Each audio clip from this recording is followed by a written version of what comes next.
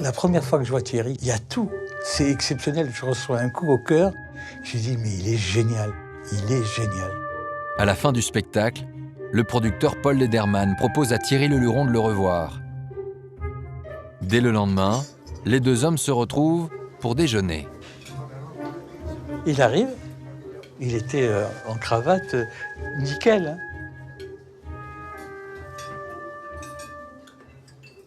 On boit un coup, on commence à manger et je lui expose son avenir. Paul Lederman s'occupe déjà de Claude François et de Michel Polnareff. Il sait donc comment lancer celui qu'il vient de repérer. Le pari énorme que je prends avec Thierry, c'est qu'un imitateur n'a jamais été vedette. Si vous me faites confiance, je vais faire de vous la coqueluche des hommes politiques, celui que le tout Paris admirera. Je lui explique que maintenant, on va changer de vitesse et on va s'organiser pour devenir professionnel. Il se dit, je suis tombé sur la bonne personne et c'est le déclic. Ça y est, Paris est à moi. Il m'a dit, c'est avec vous que je veux travailler. Et il me demande la permission de se lever et il va téléphoner. Thierry Leluron est encore mineur. Il lui faut donc l'accord de ses parents. Il a téléphoné à maman en lui disant « ça y est, j'ai trouvé quelqu'un qui va s'occuper de moi. Il faut que vous signiez, parce que moi je peux pas signer le contrat. » Le jeune homme va alors se montrer convaincant. Et alors là, il a été...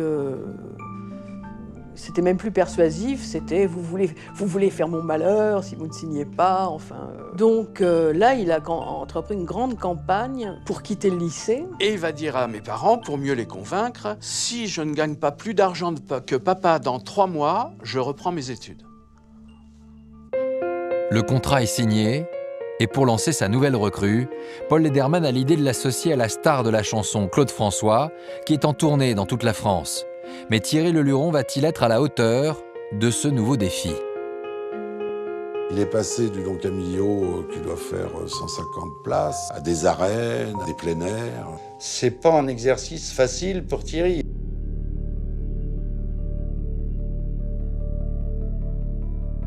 J'imagine même pas ce qu'il a dû penser la première fois avant qu'il rentre en scène, quoi. Ça doit être l'angoisse terrible, quoi. Parce que c'est Clos. Thierry Leluron se retrouve donc confronté à ses fans impatients d'entendre leur idole, Claude François.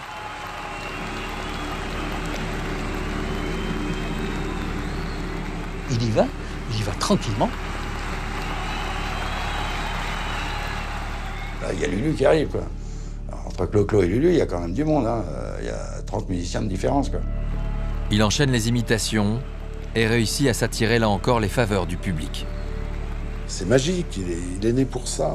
Que ce soit dans les arènes de Nîmes ou au Don Camillo, il avait la même présence et le même impact.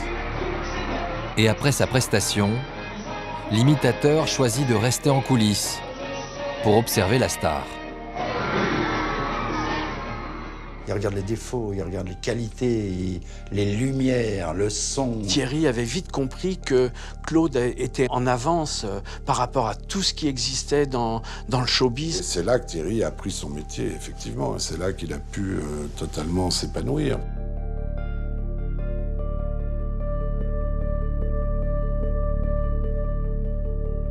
Il veut le succès de Claude. Enfin, il voudra arriver à ce niveau-là.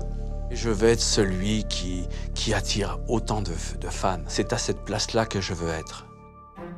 Et soir après soir, les rappels sont de plus en plus nombreux pour l'imitateur. Thierry, en fin de première partie, faisait un triomphe, mais gigantesque. Ce qui fait que Claude François, il a fallu qu'il se lève le cul. Au fil de la tournée, le chanteur finit par vivre assez mal cette concurrence du jeune premier. Claude François était un peu agacé par son succès. Parce qu'il faisait un triomphe, le Thierry. Et alors, ça énervait un peu Claude. Thierry faisait encore plus jeune que Claude François. Et il avait autant de succès que lui. Au bout de 3 mois, le pari du producteur est réussi. Thierry Leluron est devenu une vedette à part entière. Et ce nouveau statut va donner l'idée à la première chaîne de lui confier la présentation d'une émission de variété. Bien, mesdames et messieurs, bonjour, bon dimanche. À tout juste 20 ans, le voilà animateur. Nous allons avoir ensemble dorénavant ce rendez-vous hebdomadaire dans cette émission de variété qui n'a comme seul et unique but que de vous plaire et de vous distraire. C'est Thierry qui reçoit, quoi. Il reçoit ses invités, bon, c'est ses coups de cœur. Mais à propos de bel amour, alors Dalida, dites-moi, que reste-t-il de nos amours? Pour lui, c'est bien, parce que là, c'est une bonne école, hein, parce qu'il pique les tiques, il pique tout, là. Que reste-t-il de nos amours? Que reste-t-il de ces beaux jours? Une photo. Il imitait toutes les vedettes de l'époque, Adamo, Mike Brandt. À tel point qu'il rassemble 80% de l'audience le dimanche à l'heure du déjeuner. Et un dimanche, il reçoit même celui qu'il rêvait d'égaler. Alors écoute, je te propose, ma foi, ce que j'ai déjà proposé à tout le monde en première partie de l'émission. Tu n'y vois aucun inconvénient? Non, de quoi s'agit-il? C'est-à-dire de t'imiter. Ah oui, mais de toute façon, oui. tu y arrives si bien que je suis obligé de t'imiter à mon tour pour faire mieux. Seulement, au bout de quelques mois, malgré le succès, Thierry Leluron ne semble plus trouver tout à fait sa place dans ce rôle. Et il s'interroge. Il y a une espèce de trop-plein. Il a peur de se lasser. Il fallait que ça change perpétuellement. Je l'ai toujours vu avoir peur de l'ennui, que ce soit dans sa vie privée ou dans sa vie professionnelle. Il m'avait dit, je ne peux pas toute ma vie faire des imitations et tout ça. Il m'avait dit, il faudra bien un jour que j'arrête. Et après 7 mois d'antenne, c'est la décision qu'il va prendre.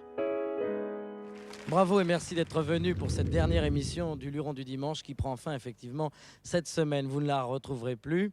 Peut-être que vous nous retrouverez l'année prochaine sous une autre forme. Mais en tout cas, vous ne retrouvez plus l'émission telle qu'elle est.